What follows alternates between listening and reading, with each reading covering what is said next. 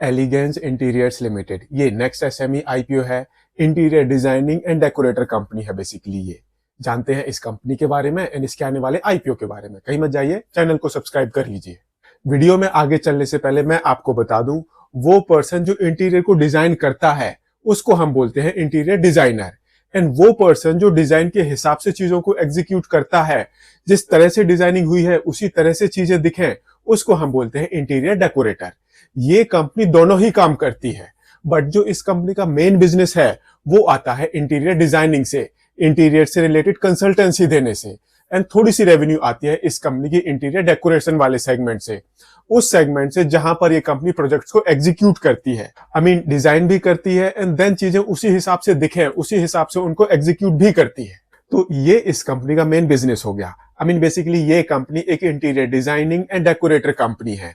हालांकि इस कंपनी की मैक्सिमम रेवेन्यू अप्रोक्सीमेटली 92% रेवेन्यू आती है इस कंपनी की इंटीरियर डिजाइनिंग वाले सेगमेंट से, उस सेगमेंट से जहां पर ये कंपनी ज्यादातर केसेस में कंसल्टेंसी से रिलेटेड सर्विसेज प्रोवाइड करती है।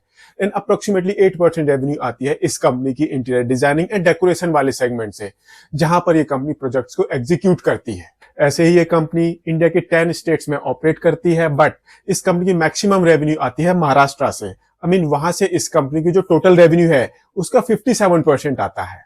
अब जो भी ये इंटीरियर डिजाइनर, जो भी ये इंटीरियर डेकोरेटर होते हैं, इनका बेसिकली दो तरह के बिजनेस मॉडल होते हैं। जो ये इस तरह की कंपनियां होती हैं, ये बेसिकली दो तरह के बिजनेस मॉडल पर ऑपरेट कर रही होती हैं। एक तो ये प्रोजेक्ट्स को डायरेक्टली बिड करती हैं एंड अगर इनको कॉन्ट्रैक्ट मिल गया सीधे एग्जीक्यूट करती हैं। दूसरा, अगर इनको कोई प्रोजेक्ट नहीं मिला तो वो प्रोजेक्ट जिसको मिलता है ये उनसे कोऑर्डिनेट करती हैं, उनके साथ लाइजनिंग करती हैं एंड देन उनसे उस वर्क को सब कॉन्ट्रैक्ट करवा लेती हैं। एंड इस कंपनी का जो सबसे ज्यादा बिजनेस है वो आता है सीधे कॉन्ट्रैक्ट से, उन कॉन्ट्रैक्ट से जो सीधे के सीधे इस कंपनी को डायरेक्टली मिलते हैं। यहां से इस कंपनी की टोटल रेवेन्यू का अप्रोक्सीमेटली 76% आता है एंड 24% के आसपास रेवेन्यू आती है इस कंपनी की सब कॉन्ट्रैक्टिंग वाले बिजनेस से। जो भी ये इस तरह की फील्ड होती हैं, वहां पर आपको जितना ज्यादा डायरेक्ट कॉन्ट्रैक्ट के थ्रू बिजनेस मिलता है, आपकी गुडविल उसी हिसाब से डेवलप होती है। बिकॉज अगर आपका नाम बहुत बढ़िया है, आप प्रोजेक्ट्स काफी अच्छे तरीके से एग्जीक्यूट करते हो, तो फिर आपको ज्यादा कॉन्ट्रैक्ट्स डायरेक्टली मिलते हैं। अदरवाइज आपको उन कॉन्ट्रैक्ट्स को सब कॉन्ट्रैक्ट करवाना पड़ता है, दूसरे कॉन्ट्रैक्टर से उस बिजनेस को लेना पड़ता है। एंड ऐसा नॉर्मली होता है जब आपकी डिलीवरी में कुछ इश्यूज होते हैं। अब ऐसे ही मैं आपको बता दूं दैट जो इस कंपनी का बिजनेस है, इस कंपनी के काफी वाइब्रेंट क्लाइंट्स होते हैं। वो क्लाइंट्स काफी डिफरेंट इंडस्ट्रीज से आ रहे होते हैं एंड इस कंपनी के केस में भी हमको ऐसा दिख रहा है। एंड जो इस कंपनी के मैक्सिमम क्लाइंट्स हैं वो इंटीरियर डिजाइनिंग वाली फर्म से ज्यादा आते हैं। ज्यादातर केसेस में जो इस कंपनी के क्लाइंट्स हैं वो खुद इंटीरियर डिजाइनिंग से रिलेटेड सर्विसेज प्रोवाइड करते हैं। बट इसके अलावा इस कंपनी के ऐसे बहुत सारे क्लाइंट्स हैं जो कि डिफरेंट इंडस्ट्री से भी आते हैं, जैसे कि बैंकिंग इंडस्ट्री हो गई, आईटी इंडस्ट्री हो गई, इंश्योरेंस इंडस्ट्री हो गई। इस तरह के और भी काफी सारे क्लाइंट्स होते हैं जो कि डिफरेंट इंडस्ट्रीज से पर्टेन करते हैं। अब यहाँ पर मैं आपको एक बात और बता दूं दैट जो ये इंटीरियर डिजाइनिंग एंड डेकोरेशन वाला बिजनेस होता है, इसकी कुछ खास बातें होती हैं। जैसे कि कोई इंटीरियर डिजाइनर आपको टाइम पर काम करके दे दे, ये अपने आप में एक बहुत बड़ी बात होती है, बिकॉज इस तरह के काम में डिलेज होते ही रहते हैं। दूसरा, जो भी ये इस तरह का बिजनेस होता है, जीएसटी में वहां पर बहुत बड़े बड़े चैलेंजेस आते हैं।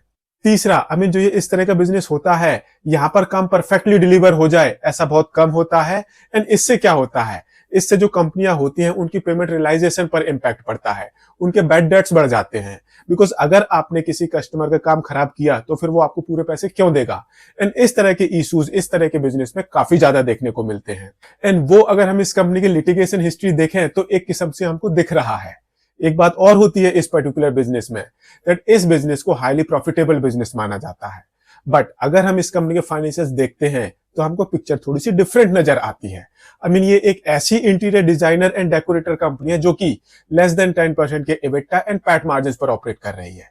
एक काम करते हैं, इस कंपनी के फाइनेंशियल्स भी देख लेते हैं एंड उसके लिए देखते हैं इस कंपनी का ये वाला फाइनेंशियल्स का चार्ट। आप इस कंपनी का एसेट बेस देखो। मार्च 2022 में कंपनी का एसेट बेस था 103 करोड़ रुपीस का, फिर ये 116 करोड़ रुपीस को क्रॉस कर गया है। मार्च 2024 में कंपनी का एसेट बेस ये 170 करोड़ रुपीस को क्रॉस कर गया है। ऐसे ही इस साल के 6 महीने में टिल सितंबर 2024 कंपनी का एसेट बेस ये 234 करोड़ रुपीस के आसपास है। रेवेन्यू भी इस कंपनी की अच्छी खासी है। मार्च 2022 में ये 155 करोड़ की थी, फिर ये इंक्रीज होकर 190 करोड़ रुपीस को क्रॉस कर गई है। मार्च 2024 में ये 223 करोड़ रुपीस को क्रॉस कर गई है। एंड इस साल के 6 महीने में इस कंपनी की जो रेवेन्यू है ये 192 करोड़ रुपीस को क्रॉस कर गई है। प्रॉफिटेबल कंपनी है, कंटिन्यूसली प्रॉफिट कमाती आ रही है। मार्च 2022 में ये 5 करोड़ का था, फिर ये 10 करोड़ रुपए को क्रॉस कर गया है। मार्च 2024 में ये 12 करोड़ रुपए को क्रॉस कर गया है। एंड इस साल के 6 महीने में इस कंपनी का जो प्रॉफिट है ये 9.53 करोड़ रुपीस के आसपास है। एंड ऐसे ही अगर हम इस कंपनी को ऑपरेटिंग कैश रियलाइजेशन देखें तो यहां पर एक किस्म से स्टेबिलिटी थोड़ी सी मिसिंग लग रही है। एंड करंट में इस कंपनी की बुक्स में 31.7 करोड़ रुपीस की बोरोइंग है।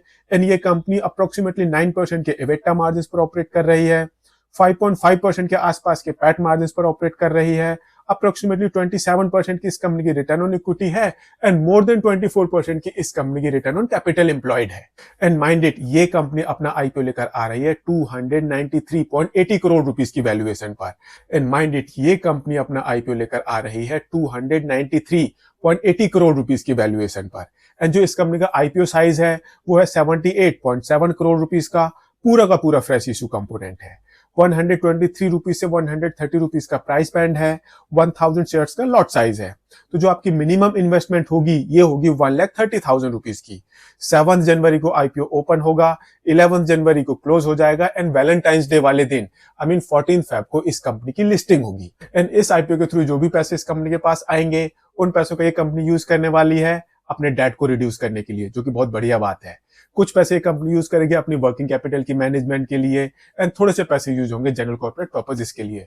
तो आप मान के चलो इस आईपीओ के बाद जो इस कंपनी की प्रॉफिटेबिलिटी है वो काफी अच्छी तरह से इंक्रीज होने वाली है, बिकॉज इंटरेस्ट कॉस्ट कम होगी एंड वर्किंग कैपिटल में कंपनी और पैसे डालेगी जिससे कंपनी की रेवेन्यू इंक्रीज होगी। एंड अगर रेवेन्यू इंक्रीज होती है तो प्रॉफिटेबिलिटी तो इंक्रीज होगी ही होगी। अब क्वेश्चन आता है, क्या आपको इस कंपनी के आईपीओ को सब्सक्राइब करना चाहिए या फिर इग्नोर करना चाहिए?